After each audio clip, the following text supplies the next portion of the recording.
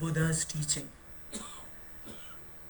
Like the followers, many of us are practicing the teachings of the Buddha, we get the result. Similarly, during the time of Buddha, people, what he did, what he gave in the discourse, he also made people to practice it and experience it. He always used to say that if I have become Buddha, I have become enlightenment, what are you going to get with that? The only thing is you have to practice. But what I can do is I can show you the path to practice the Dhamma. So that practice part is very important, and unless and until we practice it, we cannot get the result. So we often find in Pali, when Madam Wangmo just talked about the Tipitaka, the three baskets, the foundation of the Buddha's teaching. There Buddha mentions there are three words which keep coming and which I want to share with you. The first word in Pali, pariyatti. Pariyatti means the theory. He used to give the discourses which people could listen, understand. And the second thing is patipatti. Patipatti is practice. So what you listen, so you should practice.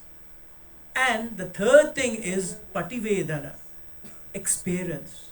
So what you know, so you should practice, and so you should experience. And then only one understands the true Dhamma, the Buddha Dhamma. So, these are the basic thing, and we find that as Buddha made his charika, his sublime wandering, giving discourses to people, there were a lot of people who followed it and got the results, and they got benefited and experienced the ultimate, the enlightenment. So this, we find the history tells us this, lots of people, lots of king patronized the true teaching of the Buddha. And one of the king was King Ashoka. In the morning session, in the inaugural session, some of our friends, they said that how much important were those teachings that Ashoka practiced, and he promoted it. And the promotion of that practice made people realize the true Dhamma. So we find that the heritage, about the Buddhist heritage, 4 places which Buddha mentioned in Mahaparinirvana Sutta, Ashoka added 4 more places which were connected with the miracles of the Buddha.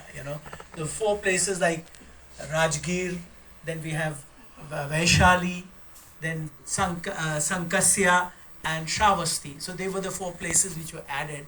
And now, in the last session, Dr. Rima Huja showed you those places, 8 places. So we saw, that's how the heritage, Buddhist heritage became more and more disseminated. And it not only it was part and parcel in India, but it went outside India also. That's why, one of our friends is there from Sri Lanka sharing about the heritage there. So, the important thing is these heritage sites, they definitely need to be preserved and promoted. But what I feel is the preservation and promotion in the physical form as a, tangible heritage is there, but intangible heritage, as a part of that, it's our duty that we should practice the Dhamma, understand the Dhamma, the value of the Buddha's teaching, and then it becomes more meaningful for us. And in that way we find that, our